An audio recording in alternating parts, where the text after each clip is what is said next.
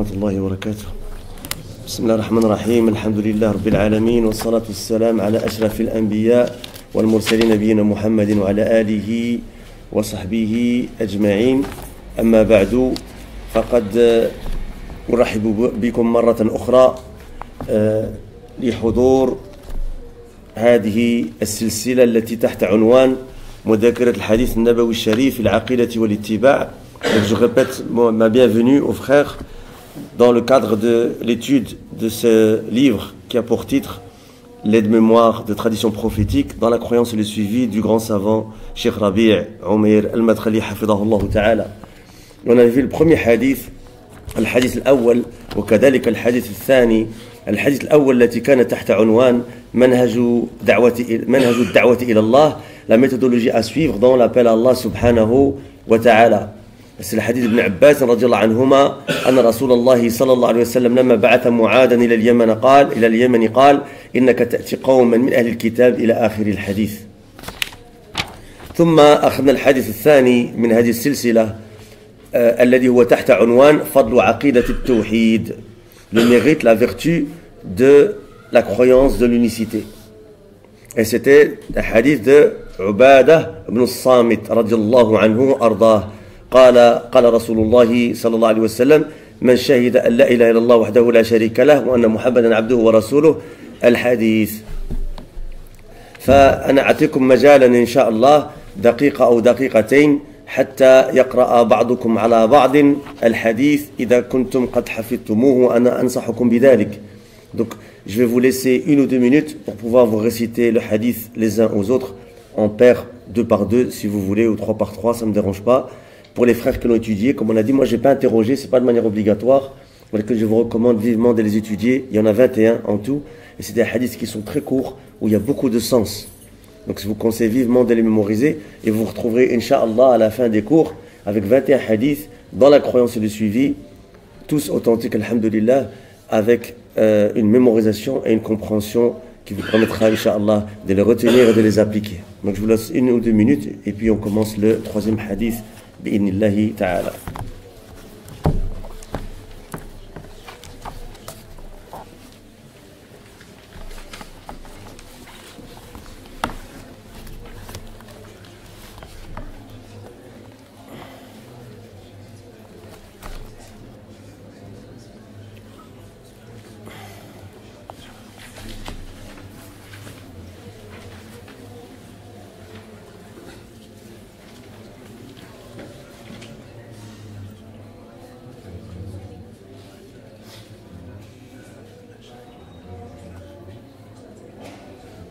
Ça ne devrait pas prendre trop longtemps, hein.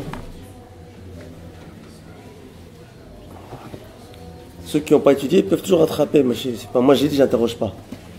Il n'y a pas de pression, mais c'est pas trop tard. On est au 3e aujourd'hui, donc vous n'avez que 2 hadiths à rattraper.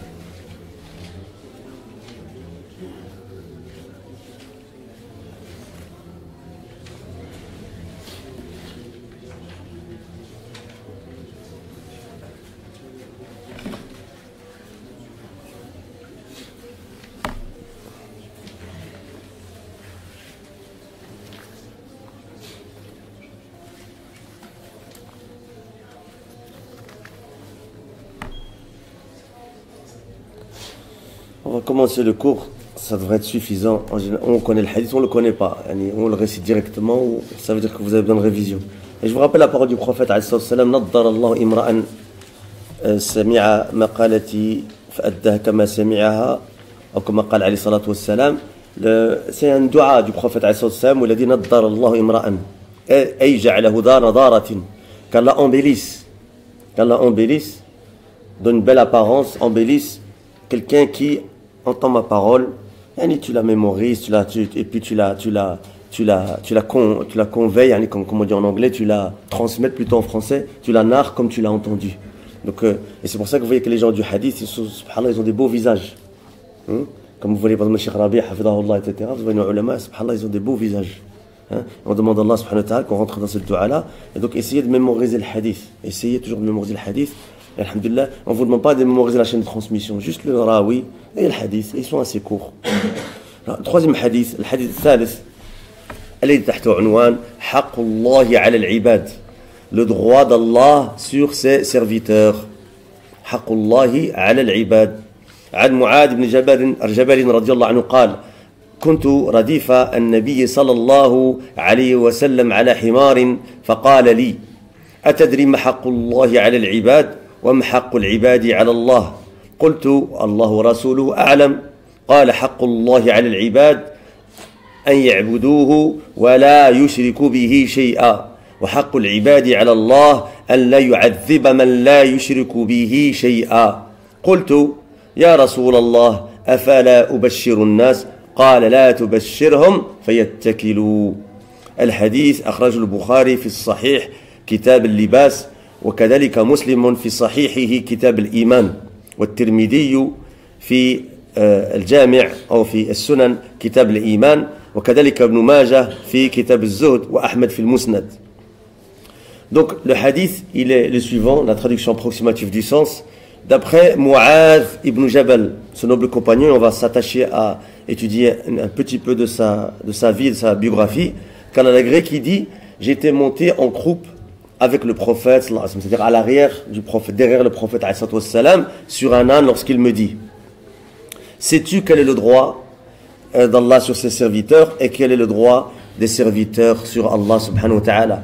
وهذا في سؤال النبي صلى الله عليه وسلم لمعاذ، وهذه طريقة نبوية في التعليم، حيث كان النبي صلى الله عليه وسلم يسأله. Donc le prophète صلى الله عليه وسلم, c'est une méthodologie dans l'apprentissage, dans l'enseignement, c'est que le prophète صلى الله عليه وسلم, il posait des questions. Et ça, c'est une méthodologie que nous on doit suivre aussi. Quand on veut apprendre quelque chose en quelqu'un, enseigner, ça marche très très bien avec les enfants aussi, c'est de poser la question pour susciter l'intérêt pour ce qui va être dit, comme on va le voir dans un instant, Inch'Allah. Donc le prophète, il lui a dit, et vous voyez le fadila, et on va voir le fadila, les vertus de Mu'adh ibn Jabal dans un instant, Inch'Allah, qu'il était derrière en croupe, derrière le prophète sur une monture, et le prophète lui a posé la question suivante: sais-tu quel est le droit d'Allah sur ses serviteurs et quel est le droit des serviteurs sur Allah subhanahu wa ta'ala? Je répondis, c'est évidemment Mu'adh radhiyallahu anhu qui parle ici, il dit: Allah et son messager sont plus savants. Le prophète il a alors dit: le droit d'Allah sur ses serviteurs est qu'il l'adore et ne lui associe rien. Et le droit des serviteurs sur Allah subhanahu wa ta'ala est qu'il ne châtiera point celui qui ne lui associe rien. Je dis, toujours Mu'adh qui parle, au messager d'Allah, puis-je annoncer la bonne nouvelle aux gens? Ala ubashirun nas, ala ubashirun nas. Il a dit, alayhi salatu wassalam, il a répondu: ne leur annonce point la bonne nouvelle de peur qu'ils ne comptent là-dessus. Et on va voir qu'est-ce que ça veut dire, Inch'Allah. Le hadith, il est rapporté par Al-Bukhari, comme on l'a dit, dans son authentique livre, ou plutôt chapitre de l'habillement. Et Al-Muslim, dans son authentique aussi, chapitre de la foi, ou livre de la foi. On a expliqué que quand on dit kitab, dans Sahih Muslim ou dans Sahih Al-Bukhari, en fait, il faut traduire ça par chapitre plutôt que par livre. Et Abwab, c'est sous le kitab, c'est-à-dire c'est des sous-chapitres. Hein, où on traduit alors par livre pour le chapitre et chapitre pour les sous-chapitres. C'est-à-dire que dans le livre, en dessous du kitab, il y a des abwab, il y a des sous-chapitres. Donc c'est livre de la foi ou chapitre de la foi si vous voulez, et aussi Tirmidhi dans Al-Jami', livre de la foi, et Ibn Majah dans ce Sunan, livre sur l'ascétisme ou chapitre de l'ascétisme. Man rawi al-hadith? راوي الحديث هو الصحابي الجليل معاذ بن جبل بن عمرو بن أوس الأنصاري الخزرجي أبو عبد الرحمن المدني، صحابي مشهور من أعيان الصحابة، شهد بدرا وما بعدها، وكان إليه المنتهى في العلم والأحكام والقرآن. مات سنة 18 بالشام في طاعون عمواس. Qui est donc ce noble compagnon Mu'adh radiyallahu anhu ardah? C'est Mu'adh ibn Jabalin, Mu'adh ibn Jabalin, ibn Amr ibn Aws al-Ansari al-Khazraji. Il est rapporté, comme on va voir dans un instant, si vous voulez, on peut le dire tout de suite déjà, c'est qu'il y a une remarque à faire par rapport aux gens qui ont le nom de Mu'adh.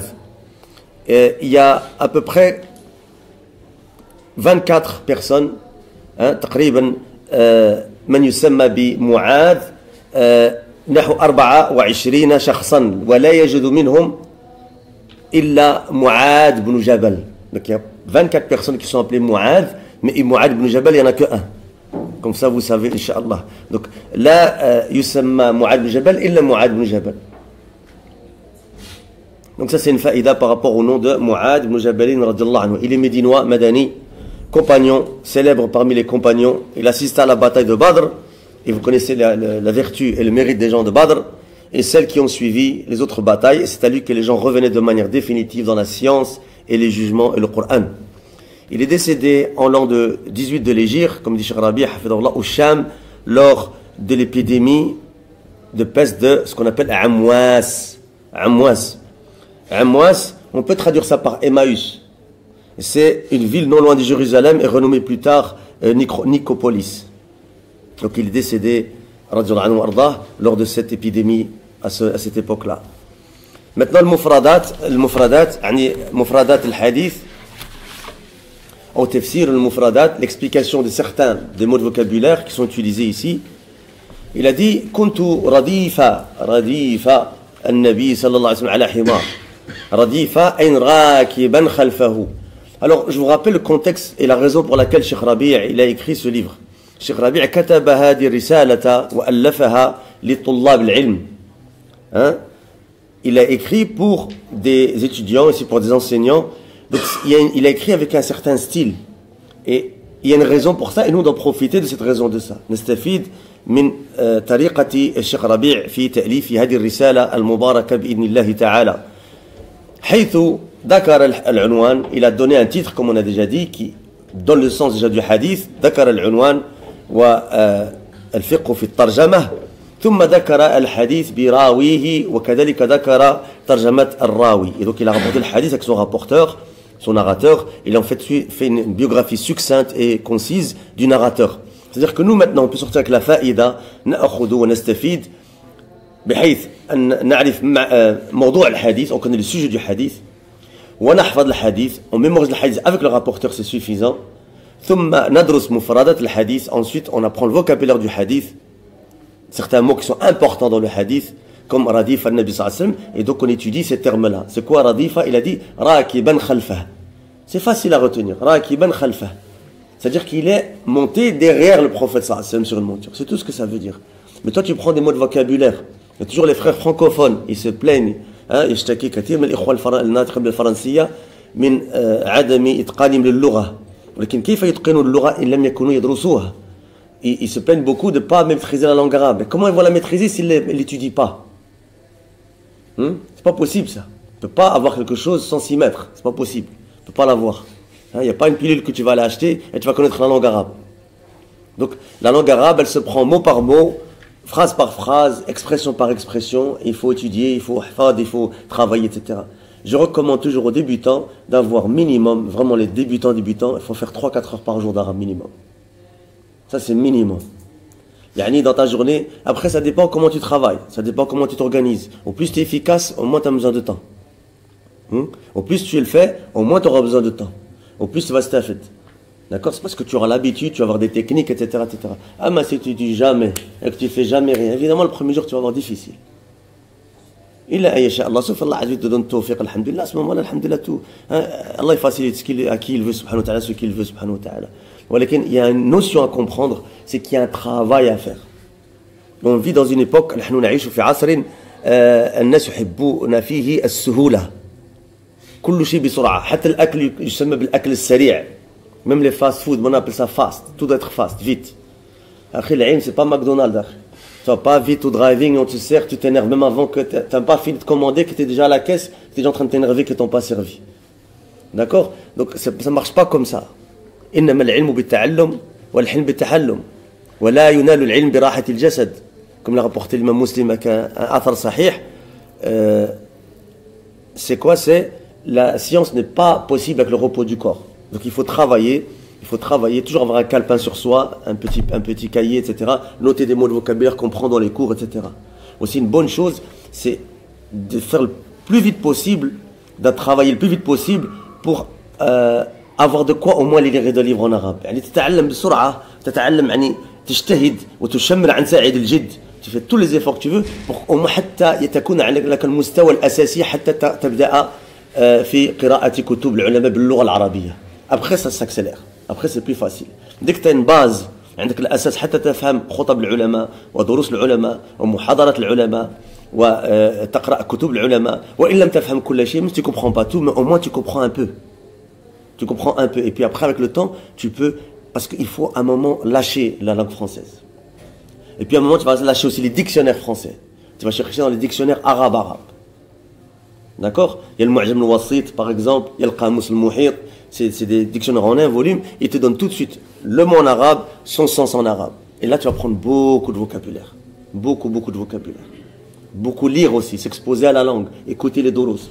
Comme beaucoup de machines recommandent pour les débutants, notamment Cheikh Al-Fawzan, hafidahullah ta'ala, parce que Cheikh Al-Fawzan, il a une capacité qui est extraordinaire, hafidahullah ta'ala, Allahumma barak, c'est qu'il arrive à t'expliquer les choses pointues d'une manière que n'importe qui peut comprendre. N'importe qui peut comprendre. يعني شيخ الفوزان له طريقة ماتعة في شرح الأمور حيث يعني يمكن له ويستطيع أن يفسر لك حتى أصعب المسائل بأسهل لغة يفهم حتى العوام. Même les عوام ils vont comprendre.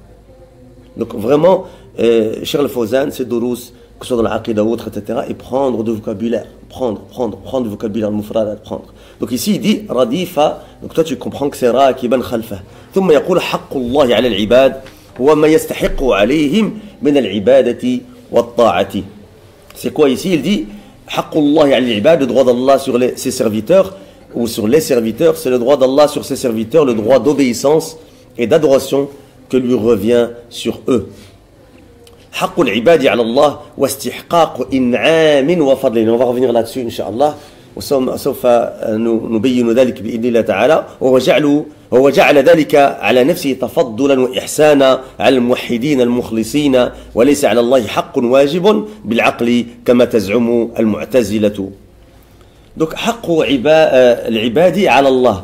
Attention ici, quand on dit le droit des serviteurs sur Allah, ce droit, et on va revenir en détail après là-dessus, Inch'Allah, ce droit est un bienfait et une faveur qu'il s'est imposé à lui-même, subhanahu wa ta'ala.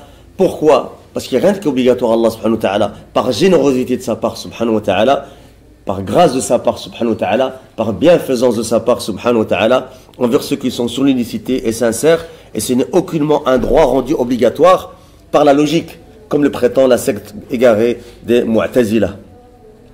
Afala ubashiru nas, ça c'est la parole de Mu'ad, radiallahu anhu, ukhbiruhum bima yasurruhum, puis-je leur annoncer la bonne nouvelle aux gens, c'est-à-dire les informer de ce qui va les réjouir. Et les ulama disent que dans la langue arabe, bashara yubashiru tabshira, le fait d'annoncer la bonne nouvelle, il y a le terme pot dans le mot, hein, le bishara, il y a le terme pot. Pourquoi? Parce que quand on annonce une bonne nouvelle à quelqu'un, c'est comme si le sang passe en dessous de sa peau et son visage il change, hein, en lui annonçant la bonne nouvelle. Donc de là vient le fait de tabshir.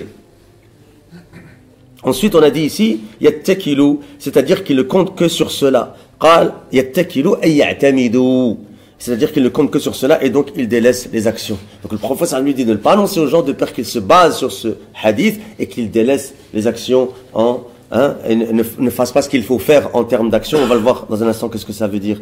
Bi'idnillahi ta'ala. Al-ma'na al-ijmali lil hadith. Donc vous avez la tariqa al-hasana de Cheikh Rabi' fi al-ta'lim, yadhkur lak al-hadith, mufrad al-hadith, rawi, et puis maintenant il te donne al-ma'na al-ijmali, un sens général. On pourrait rentrer dans le détail, Cheikh il a fait que c'est un sens général concis, succinct pour une raison, parce que c'est le mudakira, c'est un aide-mémoire, c'est un écrit concis. Donc il ne convient pas de notre part maintenant de dériver de cette méthodologie Cheikh Rabi' et de commencer à faire 3 dars sur un hadith. C'est pour ça qu'on fait des hadiths, des cours qui sont courts. On se limite à ce qu'il a dit Cheikh Rabi', on rajoute peut-être quelques fawaïd quand c'est nécessaire à droite, à gauche, et on se limite à ça, bi'idnillahi ta'ala. Donc Cheikh Rabi' يقول حفظه الله تعالى بيّن رسول الله صلى الله عليه وسلم في هذا الحديث الغاية التي خلق الله الخلق من أجلها ألا وهي إفراد الله وحده بالعبادة والإخلاص له فإن هذا الحق العظيم ليس إلا لله الخالق العظيم المنعم المتفضل كما بين الرسول الكريم صلى الله عليه وسلم ما يستحق العباد على الله من الجزاء إنهم هذه جملة شرطية إنهم c'est une condition إنهم قاموا بهذا الواجب العظيم إخلاص العبادة أن ينجيهم من عذاب النار ويدخلهم جنات النعيم. Donc, quelle est cette première partie de l'explication? Cheikh il dit, Hafidahullah Ta'ala, le messager d'Allah sallallahu alayhi wa sallam met en évidence dans ce hadith le but pour lequel Allah a créé la création. Et ce but est de vouer une adoration exclusive à Allah et d'être sincère envers lui subhanahu wa ta'ala. Donc nous en islam, on n'a pas de crise existentielle. Oh, je ne sais pas mon but, je ne sais pas pourquoi je suis ici, je ne vais pas bien, je n'ai pas encore trouvé ma voie, et je ne sais pas quoi, et chacun dans quoi il cherche son bonheur, et il ne le trouve jamais, parce qu'ils vont le chercher là où il n'est pas. On est ici pour une raison, une unique raison, et aucune autre raison, c'est l'adoration d'Allah subhanahu wa ta'ala, le seul de manière exclusive. Tout le reste revient à ça. Même tes umur dunya, qu'Allah t'a donné, ou qu'Allah a fait que tu dois faire l'asbab et chercher le rizq, et Allah te donne le rizq, tout ça, c'est pour adorer Allah subhanahu wa ta'ala. Parce que notre vie, elle est éphémère ici, c'est qu'une vie de passage. Hein?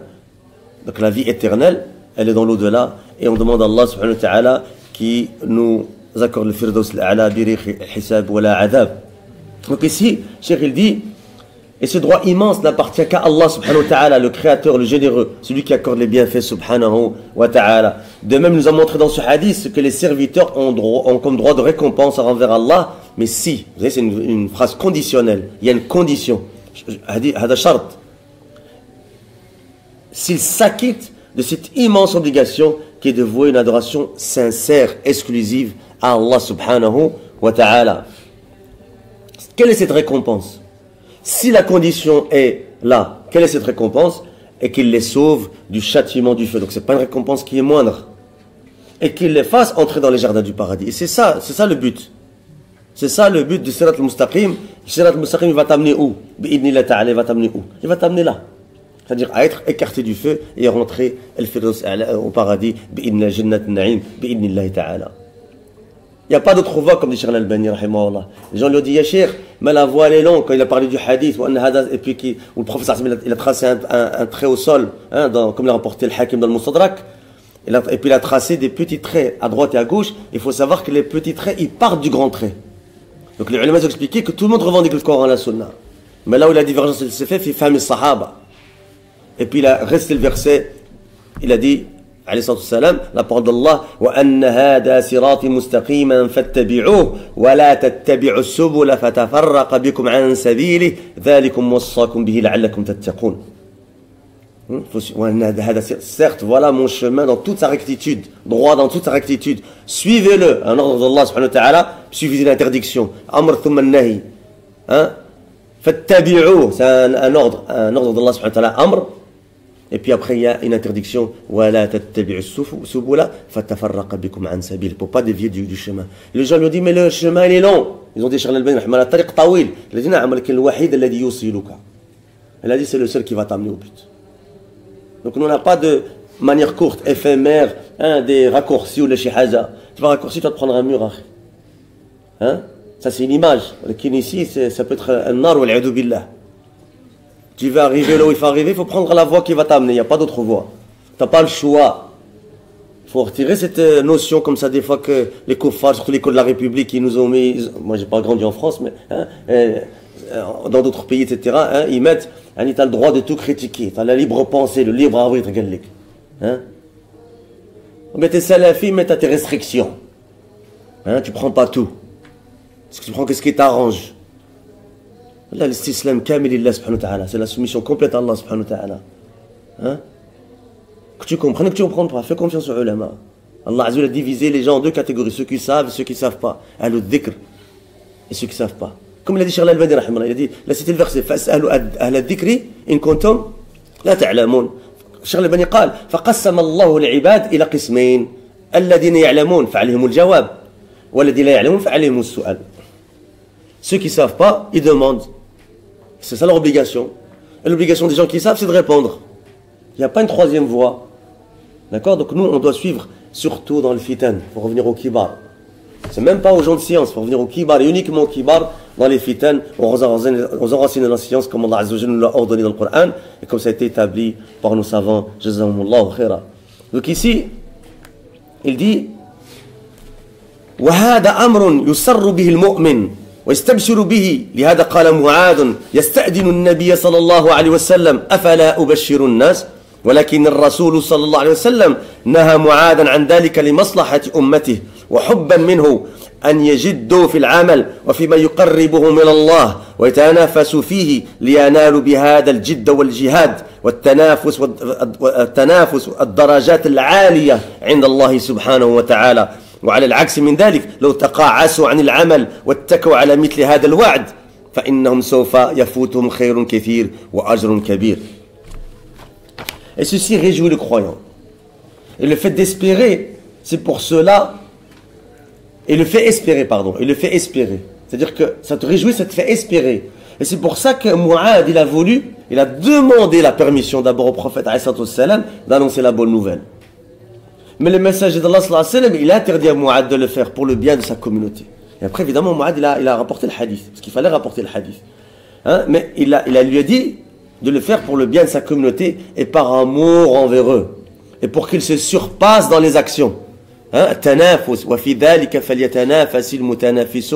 Tu veux faire la compétition avec ton frère ou ma soeur, tu veux faire la soeur, il ne faut pas faire compétition dans le dunya.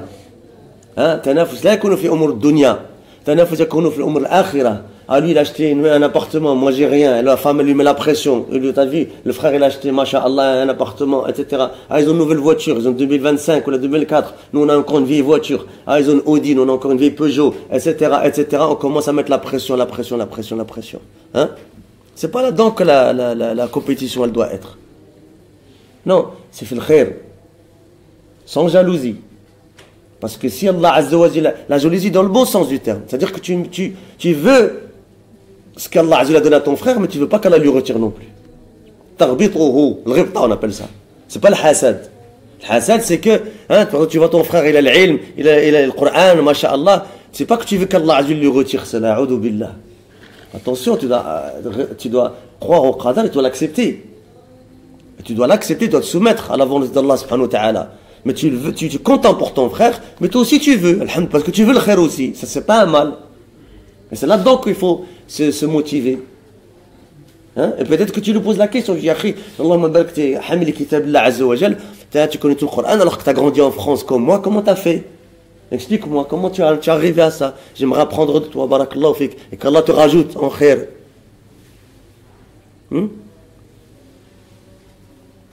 Donc ici, Cheikh il dit, il se surpasse dans les actions et dans ce qui le rapproche d'Allah, pas ce qui te rapproche de la dunya. Et qu'il se fasse la compétition dans les bonnes actions pour qu'ils arrivent par cet effort et ce combat et cette compétition au plus haut degré auprès d'Allah subhanahu wa ta'ala. Et par opposition, s'ils s'abtenaient de faire des bonnes actions et comptaient uniquement sur cette promesse, il manquerait beaucoup de bien et une grande récompense. Et ça c'est important de comprendre. Surtout les frères qui ont fait la hijra. Il se peut qu'à l'époque, quand tu étais en France ou ailleurs, etc., tu te disais, si seulement je pouvais un jour, être en terre d'islam, sauver ma peau, sauver ma religion, sauver la religion de ma femme, de mes enfants, au moins faire l'asbab pour être avec les musulmans, pour pratiquer la religion de la meilleure manière que je peux. Et tu te dis, si même je vis dans un bidonville, même si je vis sous une tente, même si je vis dans une chambre, on est tous dans une seule chambre, alhamdulillah, je serais très content.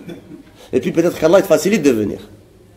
يسر لك ذلك أن تهاجر إلى بلد الإسلام وأن تستقر في بلد الإسلام مثل المغرب حرس الله بلادنا من كل شر من كل سوء ومن كل مكروه. Donc ici on a dit quoi? Peut-être que tu vas vouloir. Et puis tu viens ici, et peut-être nos sœurs aussi. Et puis la sœur peut-être elle commence à vouloir de plus en plus. Alors, oui mais d'accord, on est là maintenant, un peu de confort. Il n'y a pas de mal au confort. Les choses elles arrivent à leur rythme, etc., etc. Et c'est pas ça le but. Il ne faut pas courir trop vers le dunya. À tel point que, comme on entend de certaines de nos sœurs, la sœur, elle ne veut plus être locataire. Peut-être que je ne peux plus supporter. Elle met la pression sur ce mari pour qu'il achète d'abord. Et si le mari l'a pas, qu'est-ce qu'il va faire? Non, retourne en France. Nous, on est là, on est bien. Retourne en France un petit peu. 6 mois par an, retourne un petit peu. Je mets à l'euro. Va. Et qui te garantit qu'il va revenir? Et qui te garantit qu'il ne va pas mourir là-bas? Et qui va te garantir qu'il ne va pas laisser sa religion là-bas? Qui va te garantir qu'il ne va pas commencer à faire des choses qui sont pas... surtout s'il retourne dans l'endroit où il était avant, etc., etc., où il était connu pour d'autres choses et il faisait d'autres choses, etc. Attention, faire attention à ça. Et ça, c'est un appel aux sœurs aussi à ne pas rendre la vie plus difficile que ce qu'elle est à nos frères. Attention, il faut toutes mesures garder. Hein? Toujours à Hadi, à Ikea, Kitea, Machnawa, Hadi, on court, faut toujours quelque chose de nouveau, faut quelque chose qu'a dit, etc. Après, le frère Miskin qui te qatel, etc. Alhamdulillah, fil halal, etc. Et un jour, Alhamdulillah, achète un appartement, il faut une ville là maintenant. Hein? Il faut une maison. D'accord? T'achètes pas une maison, je pars. Allahu Akbar. Hein? Pourquoi? Parce qu'une telle ou une telle avec qui on mange des pâtisseries en bas du thé le week-end, son mari lui achète une villa. Et بصحتهم الله يبارك. Je suis pas mulzam, je suis pas Cheikh Rabi dit le droit de la femme sur l'époux, c'est dans le marouf qui la fasse nourrir, là lui offre lui paye une résidence où elle habite le mstoura et lui paye ses vêtements, etc. D'accord? Des vêtements adi. Tu peux avoir un sac adi, tu peux avoir un sac à 1000 euros, à 4000 euros. C'est un autre domaine. Hein? Il faut avoir comme une mesure. D'accord? Il ne faut pas oublier les frères. Allah yazikum bi khair. Qu'Allah Azza wa Jal, il teste l'adhan.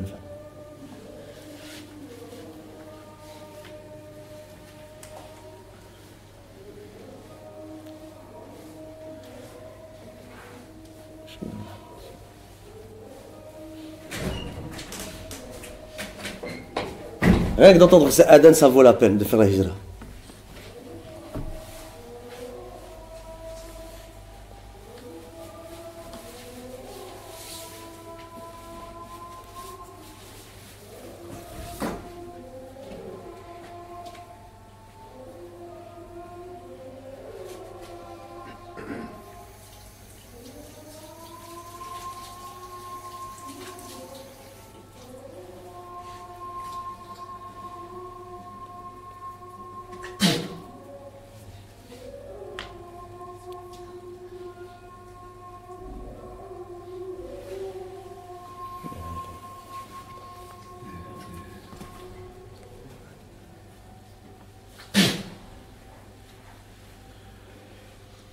Donc on disait que les frères faire attention parce qu'Allah Azza wa Jal peut te tester de deux manières.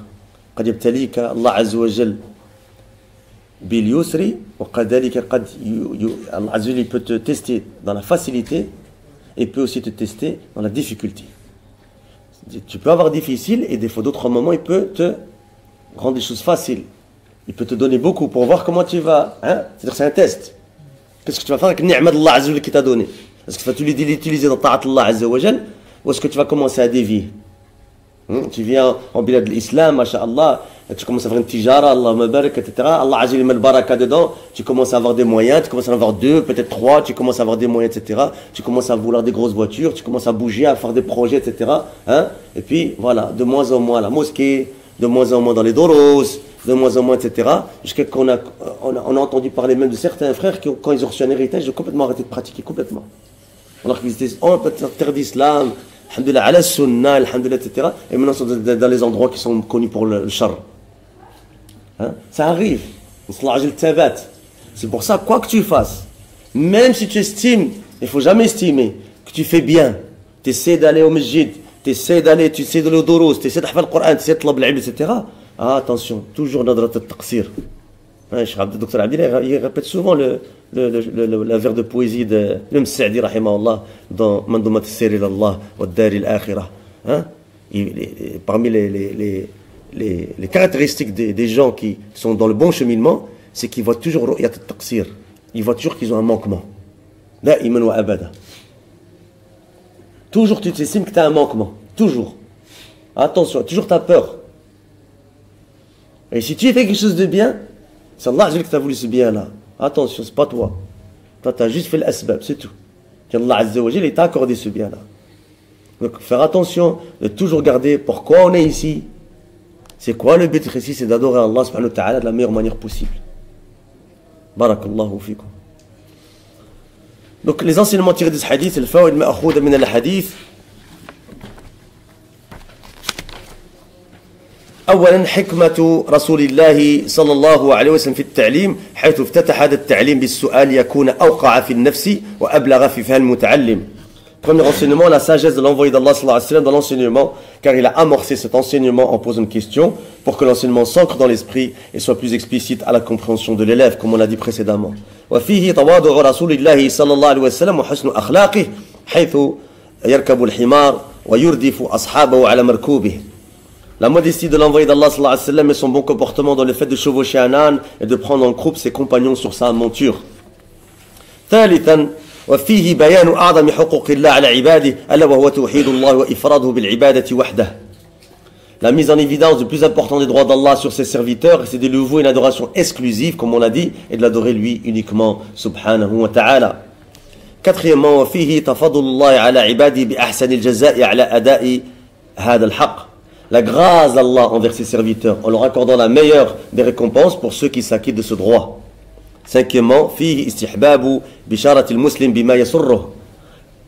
Annoncer aux musulmans ce qui le réjouit est recommandé et c'est quelque chose de bien. وفيه الخوف من الاتكال على سعة رحمة الله فإن هذا الاتكال يضر كثيرا من الجهال. La crainte de ne compter que sur l'immensité de la miséricorde d'Allah, car cette confiance nuit à beaucoup d'ignorants. C'est quelque chose qu'on entend beaucoup chez les awam. Allah ghafour rahim. Naam, walakin Allah shadidul iqab aussi. Donc il faut faire attention. Il faut avoir les deux. Il faut avoir la peur et l'espérance. Hein? Et je vous conseille de revenir aux paroles des ulama très intéressantes. Quand ce qu'on fait passer l'un avant l'autre. On doit être comme les deux ailes d'un oiseau pour avoir l'équilibre, mais parfois on doit plus faire passer l'un ou parfois plus l'autre.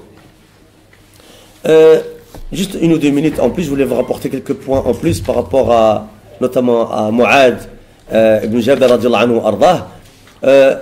La description sifatuhu al-khalqiyya kana tuwalan hasan al-sha'ri abyada barraq al-thanaya.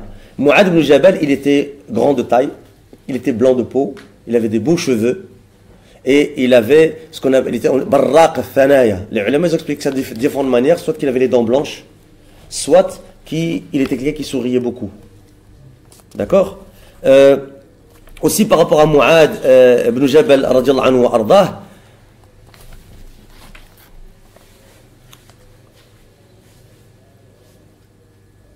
il y a un hadith qui dit استقرئوا القرآن في أربعة من أربعة من عبد الله بن مسعود وسالم مولى أبي حذيفة وأبي بن كعب ومعاذ بن جبل متفق عليها. حديث rapporté dans Bukhari ou Muslim où le prophète sallallahu alayhi wa sallam dit استقرئوا القرآن, c'est-à-dire prenez le Coran, la récitation du Coran chez 4, et il a cité parmi eux Mu'adh ibn Jabal parmi les compagnons qu'il a cités radiallahu anhu wardahum.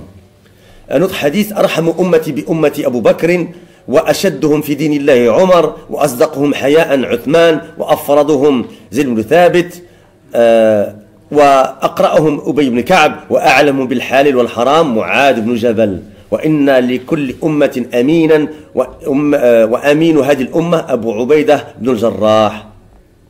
Il a apporté Ahmed al-Tirmidhi ibn Majah et c'est un hadith authentique, hadith sahih. Donc ici, ce qui nous intéresse, c'est que le hadith, il dit que celui qui est le plus miséricordieux envers la communauté, parmi les gens de la communauté, c'est Abu Bakr. Celui qui est le plus fort, ashadduhum, le plus fort dans la religion d'Allah, c'est Omar. Wa asdaqum haya'an, le plus véridique en termes de, le plus pudique en termes de pudeur, c'est Uthman. Wa afraduhum, c'est-à-dire l'ilm al-fara'id, des héritages, c'est Zayd ibn Thabit, ce qu'on appelle le mawarith en arabe aussi. Wa aqra'uhum, celui qui récitait le mieux ou qui était le plus connu pour la récitation du Coran, Ubay ibn Ka'b. وأعلم le plus savant du halal et du haram, Mu'ad ibn Jabal, rawi le hadith. Et chaque communauté a un garant, une garantie. Le garant de cette communauté est Abu Ubaida ibn al-Jarrah.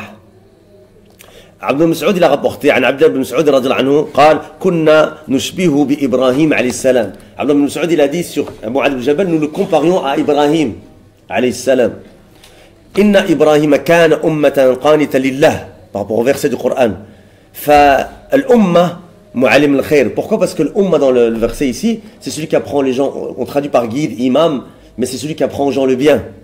والقانت المطيع لله وإن ولرسول الله صلى الله عليه وسلم. Donc celui qui est umma, c'est معلم الخير, l'enseignant du bien. القانت, c'est celui qui est obéissant à Allah subhanahu wa ta'ala et au messager d'Allah sallallahu alayhi wa sallam. Or, Mu'ad était tel quel. C'est-à-dire qu'il était un enseignant du khair et il était quelqu'un qui obéissait à Allah et à son messager alayhi salatu wassalam.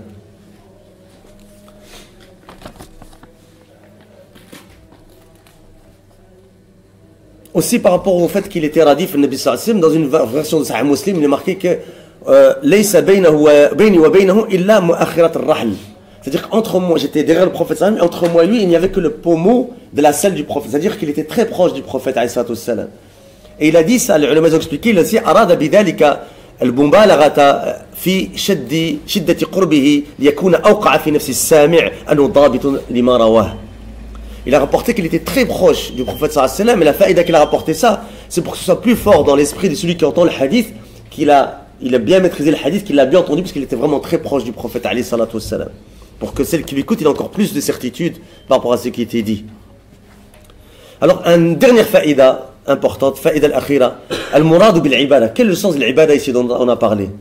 An ya'budouh, ay amal bit-ta'at wa ijtinab al-ma'asi. Yani amalu bit-ta'at wa ijtinab lil-ma'asi. C'est le fait de mettre en application les actes d'adoration et d'obéissance, et le fait de délaisser, de s'écarter, de se mettre à l'écart des actes de désobéissance. La yushriku bihi shay'a, c'est-à-dire qu'il ne lui associe rien à Allah subhanahu wa ta'ala. Ici une faïda, إنما عطف عليها عدم الشرك لأنه تمام التوحيد والحكمة في عطفه على العبادة أن بعد الكفرة كانوا يدعون أنهم يعبدون الله ولكنهم كانوا يعبدون آلهة أخرى فاشترط نفي ذلك. Ici une faïda importante, c'est que pourquoi il a dit ولا يشركوا به شيئا en plus de أن يعبدوا الله? Eh bien c'est que il faut délaisser le shirk aussi, car c'est la complétude du tawhid, de l'unicité. Et la sagesse dans cela, c'est que l'un soit juxtaposé par rapport à l'autre, qu'il y ait une coordination l'un par rapport à l'autre, c'est que certains mécréants, ou les mécréants, ou certains mécréants, ils prétendaient adorer Allah subhanahu wa ta'ala, mais les associaient avec lui d'autres divinités. Donc la condition ici, c'est de dénier, de ne pas adorer qui que ce soit en dehors d'Allah subhanahu wa ta'ala. Après une dernière faïda ici, vraiment quelques lignes. قال ابن أبي العز في تعليقه على هذا الحديث في شرح الطحاوية. ابن أبي العز il a une explication de l'aqida الطحاوية. Il dit فهذا حق وجب بكلماته التامة. C'est un droit obligatoire d'Allah, des serviteurs envers Allah. Mais attention, c'est parce que c'est une promesse de sa part, Allah subhanahu wa ta'ala. Avec ses paroles complètes et parfaites subhanahu wa ta'ala. ووعده الصادق, et sa promesse véridique. لأن العبد نفسه مستحق لا أن العبد نفسه مستحق على الله شيئا. C'est pas que l'individu il a droit quoi que ce soit envers Allah subhanahu wa ta'ala de manière obligatoire. C'est pas comme ça. Comme on l'a dit tout à l'heure. فكما يكون المخلوق على المخلوق. Comme par exemple moi j'ai un droit sur toi, une créature envers une créature, et c'est obligatoire. C'est pas comme ça. On a dit c'est un fadl min Allah subhanahu wa ta'ala et une bienfaisance d'Allah subhanahu wa ta'ala envers nous. Car Allah subhanahu wa ta'ala هو المنعم على العباد بكل خير وحقهم الواجب بوعده وأن لا يعذبهم وحقهم الواجب. C'est Allah qui donne tout le khair à ses serviteurs, et le droit obligatoire c'est en fonction de sa promesse à lui subhanahu wa ta'ala, et il est qu'il ne les châtiera pas. وقد أحسن القائل ما للعباد عليه حق واجب كلا ولا سع لديه ضائع وإن عذبوا فبعدله أو نعموا فبفضله وهو الكريم السامع. C'est-à-dire que ce que les serviteurs ils ont en droit envers Allah subhanahu wa ta'ala, c'est pas quelque chose d'obligatoire de deux, c'est Allah qui a bien voulu le donner. Et aucune action n'est perdue auprès d'Allah subhanahu wa ta'ala. S'ils sont châtiés, c'est en fonction de la perfection de la justice d'Allah subhanahu wa ta'ala. Et si ils sont comblés, eh bien c'est en fonction de la perfection de sa grâce subhanahu wa ta'ala. Et il est certes le tout généreux et celui qui entend. Wallahu a'lam subhanakum wa bihamdika ashhadu an la ilaha illa ant astaghfiruka wa atubu ilayk.